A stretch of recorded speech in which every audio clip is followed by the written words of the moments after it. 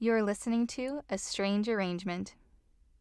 Welcome back to the show where we've been inviting guest artists to rearrange Auld Lang Syne into something new.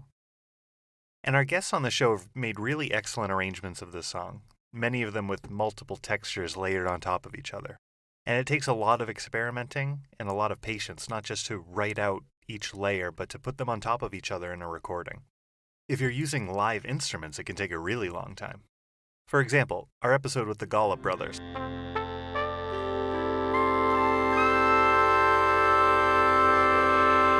Now, that arrangement had many, many parts played by just two people. Now, if you were to play that arrangement live, you would need to hire a small orchestra. But what if you don't have one? What if it's just you performing live? How can you make a full, many-layered song on just one instrument that usually plays one note at a time? And so I sat down with Laura Schwartz, who goes by the stage name Bellwether Bayou. She performs a solo act on violin and voice, using technology to build many layers of music to create a full, rich sound in her performance.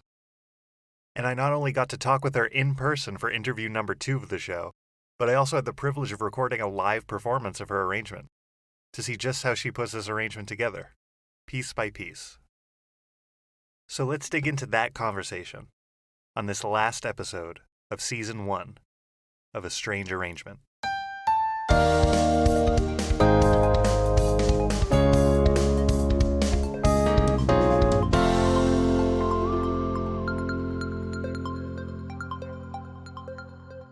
My name is Laura Schwartz, and I play music primarily as Bellwether Bayou, which is a band name for my solo act. So it's just me, but Bellwether Bayou is what it is called. And it is a solo looping violin folk act. So I try to make a lot of violin noise and create interesting sounds with lots of layers of looped violin and vocals. That's what I do. And I'm very happy to have you here. So thank you for Yeah. coming all the way over to do this. Thanks for having me. Of course. You use a loop pedal as part of what you do. Yes. I imagine that most people listening to this will probably know what a loop pedal is already, but for those who don't, could you kind of describe it visually and then also like what it does and how you use it? To paint a picture, it is a small black rectangular cube, and I have probably the simplest loop pedal out there, which only the purpose is to create live recorded sound that layers on top of itself. So the way it works is, you tap on it, it starts recording, and then when you tap it on again, it plays what you just recorded, and you can create more layers that layer on top of it. If you step on it twice, it stops. And if you step on it twice and holds, it erases what you've done so far. So that's how it works overall. So throughout the arrangement, you can hear this clicking sound. That's a loop pedal being stepped on in order to make the loops. But it's an interesting tool that you can use to create layers of sound, especially as a one-woman band. It is very helpful for making a lot of noise by oneself. And you also have another pedal, which yes, I two thought toys. you did, but like I couldn't confirm it until I saw it. Yes, I also have an octave pedal, which serves the purpose of creating sounds that are lower than a violin sound. I play violin, and it is a lovely instrument, but it is sort of stuck in the treble section of sounds, and so the octave pedal allows me to bump it down 1 or 2 octaves and create a more deep overall sound for the music.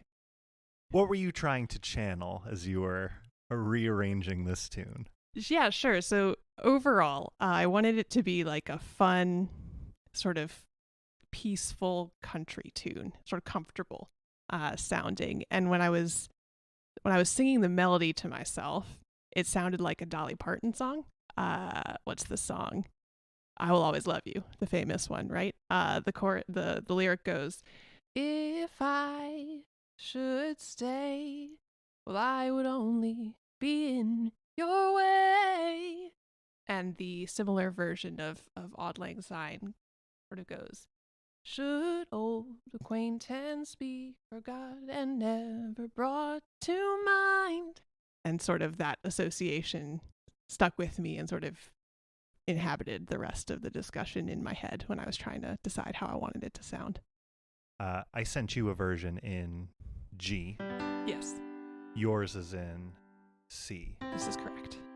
Is there a particular reason for that? There's a couple of reasons. I tried a bunch of different ones. There's a couple of reasons. First, violins only have 4 strings, so playing chords on them, some chords just work better than others in terms of the fingerings. So that's one reason. So G worked, but some of the later chords in the structure were more challenging. So switching it to C, G, A minor, F, C is really easy to play on violin. That's one reason. The second reason is that it bumped the voice into a higher register in the melody. So it allowed me to have the high parts be sort of dramatic in a way that I liked, kind of belty and high and sort of urgent in a way that especially the sort of chorus of the song felt right to me. I noticed that you arrange the chords in a different order as well. Yes. You're still using the same relations, but putting it in like a kind of a 4-chord repeating pattern, Yes. which is not an unusual pattern, but Different than the is original. different from yeah. Yes. So part of that is the realities of working with a loop pedal, right? So while I could have done the full 8-chord structure of the original and repeated that, it's a very long loop to set and live with for the rest of the song when you're doing it live. Mhm. So a 4-chord structure is easier to add loops more quickly and make a song more dynamic. In my writing, most of my songs are more like 2-measure loops, much faster. So doing a whole chord structure on a loop introduces more opportunities for live failure, for challenges, and it makes the song slower to construct over time. When you add loops, each one has to be double the length in an 8-chord structure. So I thought, I'll figure out a way to smush this together and make it into 4. And I think it works. It definitely changes the way the melody lies over the chords in different parts of the melody. But it's fine. I think it works great. It still sounds very much like the song. And Yeah, it sort of has a different urgency at the end of the chord structure, but it works. And with all of the layers that you're adding onto it, I'm sure like doubling the length of that chord progression like makes it would just make harder. it really long. Yeah. Like it would be almost double the length of the overall song, which would be not a catchy country little tune, I don't think. So what are you considering when you're putting these loops on top of each other? Are you thinking about groups or voices or anything? How do you know when you've made enough loops, when you need to add more loops? Yeah, good question. So let me first talk a little bit about how I structured the overall song, because that sort of influenced which loops went where. So I wanted the song to be a full song and not just sort of a verse and a chorus of a longer song. So it has an intro section that sets up loops. It has a verse. It has a sort of interlude before the chorus, then another interlude, and then a reprise of the chorus. And that's a very bluegrass country song structure in general. So that being said, I wanted to create sort of slightly different feelings for each of those 3 sections: verse, first chorus, and reprise of chorus. And so that informed what came before it. So first I had the sort of introductory loops set in the chords. The second loop, admittedly, fixing whatever mistakes I made in the first loop with the chords. And then setting the bass line in a sort of jaunty double bass feel.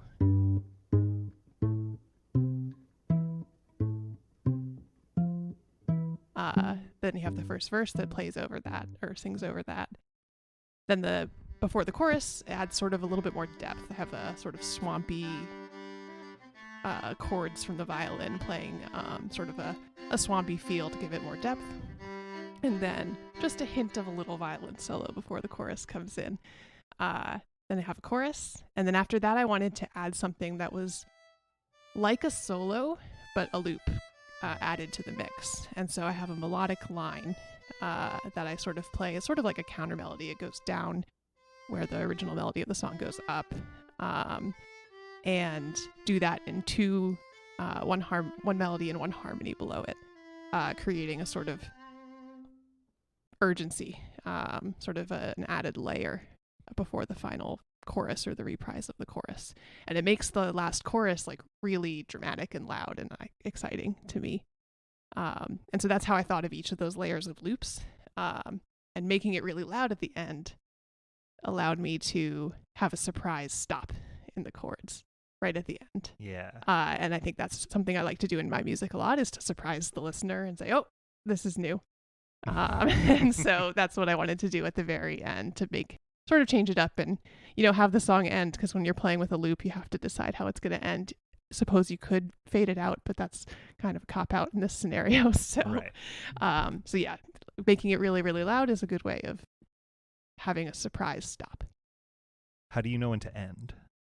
Because I could you could go forever. I could listen to those loops for a long time. It reminds me of like Steve Reich music or Terry Riley, where it's like it's an hour of layers that subtly change for a while. And like I could like sit and study in that and be very content and happy. One could. But I think that would get away from the intent of making it like, I wanted it to feel like a nice, neat package. So I didn't, you're right that I could have done like another violin solo at the end over maybe 4 rounds of the chords and then ended it with another reprise chorus. But I wanted it to be a delicate package of a song. And that felt to me like it should not linger too long in any one of the steps and really progress forward throughout. That's just how it felt to me. I did try a lot of different types of loops that did not work well.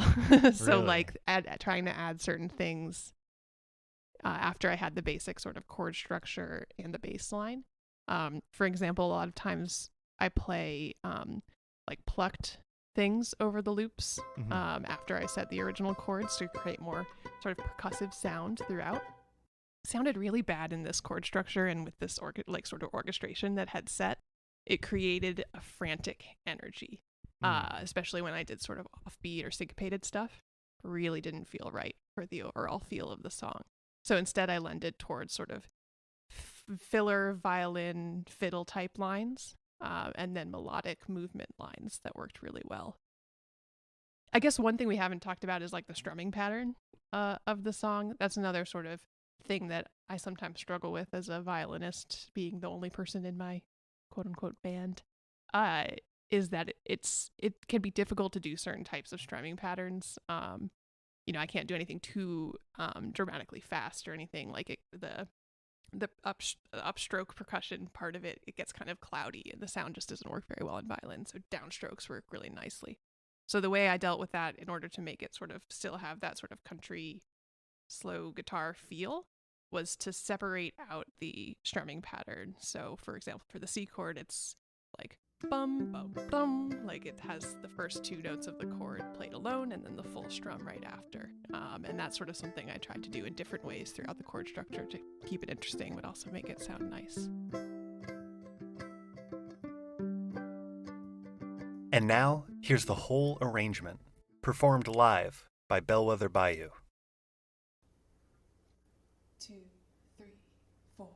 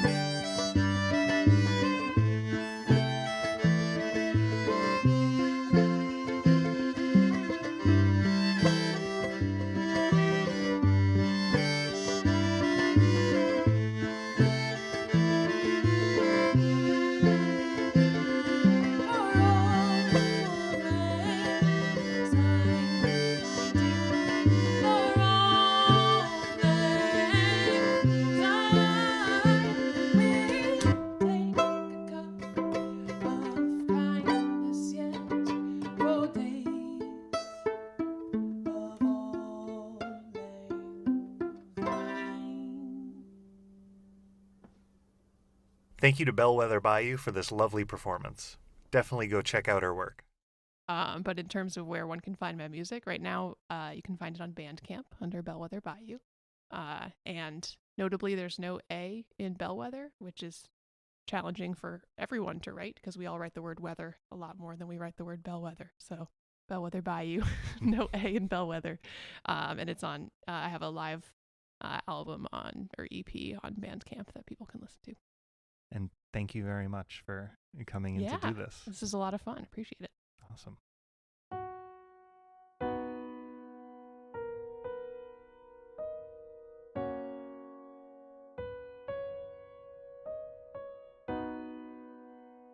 It's been quite a journey making this show. Talking to a lot of different musicians about the different ways to take an old song and make something new. The many different tools and techniques you can use to rearrange music in ways big and small. Taking care with the bass motion, the voice leading, the style, choosing the instruments carefully. And, most importantly, thinking about what sounds good to you. Because ultimately, it is the joy that your sounds bring to you after you've lined them up all nice and neat that truly matters. My hope for this show, more than anything, is not that you've memorized a set of tools to adhere to in your own music making, but rather that you see the different ways we can make music, that there are so many techniques that do work, and that there's not one best system. And I hope you experiment with these things, and play around with your notes and your instruments, and find what you like, and find what you don't. Find what is meaningful to you, what sounds good to you. Because more important than the notes on the paper is what you feel from the sounds those notes make, and which ones are the most memorable for you. That's what matters most of all. And that's why when people have been asking me, what's your favorite arrangement of Auld Lang Syne? I tell them, the one I sang with my family this past New Year's at 2 a.m, while lighting sparklers sticking out of a hat made of tinfoil on my uncle's head.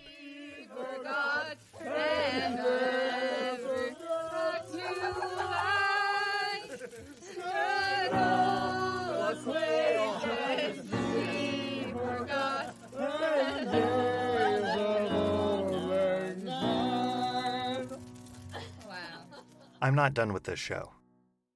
There's still so much to learn. But I'm ready to move on from Auld Lang Syne and see what people can do with other songs. So, we're going to find some more tunes, gather some more guests, and prepare for Season 2, coming this summer.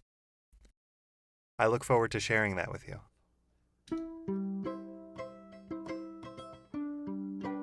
A Strange Arrangement was produced by me, Rob McCarthy. I edit and mix the show, and I wrote the theme music.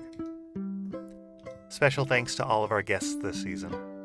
Mike LaChance, Kim Chin Gibbons, Fabiola Mendez, Joint Venture Percussion Duo, Priyanka Akilan, Andrew Briner, 8-Bit Music Theory, The Golub Brothers, Earl Cutter, James Fernando, and Bellwether Bayou. Without you, I wouldn't have a show. Our artwork was done by Daniel Joel Newman, and you can find more of his work at danieljoelnewman.com. Special thanks to Elizabeth Stahl for notes and for the voice that you hear at the top of each show. Thank you for listening, and I'll see you this summer.